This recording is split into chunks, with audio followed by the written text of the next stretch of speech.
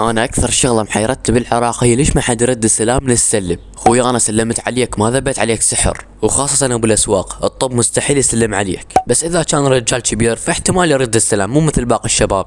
هذاك اليوم كنت بمحل دخل ولد صغير سلم على ابو المحل، ابو المحل ما رد السلام. انا بوقتها ما تحملت وقررت اقول لابو المحل ليش ما رديت السلام، ويقول لي عادي هو جاهل ما يفتهم. يعني انت بوجهة نظرك الجاهل ما يستاهلون ذرة احترام؟ يعني تريد السلام ينزل عليكم وما ينزل عليهم مو بس مو صوتك صوتي انا رد السلام ينزل عليك وعلى الخل فوق. لا مرة تلقاه ملتيه على النقال ولا باله يمك. هسه انا بدخل المحل والقى المحل فارغ عادي اسلم عليه، بس اذا القى المحل بيه ناس بهاي الحالة من سابع المستحيلات اسلم، ولا حد يسألني ليش، لان هذا حظي واعرفه بالسلام. يا اخي والله هاي الناس احسها متعمدة ما ترد السلام. عجوزية غير، احنا العراقيين همنا خلق ولك هي كلمتين قولها وفضل المشكلة واكسب اجر. اخ يا الله اتمنى اعرف ليش الناس ما ترد السلام.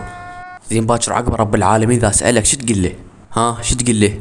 باوع ما عندك جواب، هو ما تقول له ما انتبهت له، الله مطيك اذا انا شنو مطفيه انت لو شنو. وما انسى فرحتي من ولد صغير يسلم علي بالشارع، بهاي الحالة احس روحي سويت انجاز عظيم ما حد مسويه بالكرة الارضية. اكثر ناس احب اسلم عليهم هم الاسياد والشيوخ، تضمن الرد 100%، سلم عليهم ولا تخاف من الفشلة. بالمناسبة انا ما قاعد احكي على الكل، قاعد احكي على البعض، بس هم اكثريتهم يردون السلام. هذول الناس ايمانهم قوي طبعا يردون السلام. ولهنا انا اكون حلبت كل افكاري، فاعتقد هنا راح اسد المقطع.